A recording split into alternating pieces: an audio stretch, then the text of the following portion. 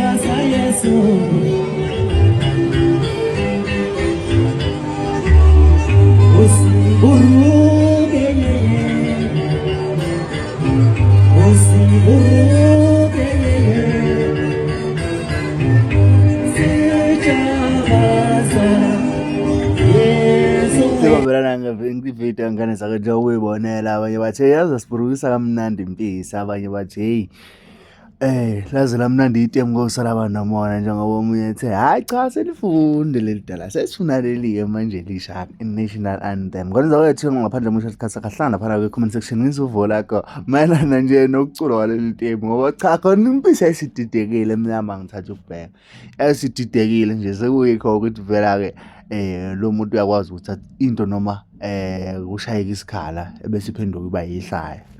Ahlala lapha na comment section ungakhohlwa ukulike, ushare, uphinde usubscribe. Ukhuluma konke zonke lezo zinto zonke zamali sikwenza ukuthi kube wena oqala uthola notification mase kufakele video ehamba phambili.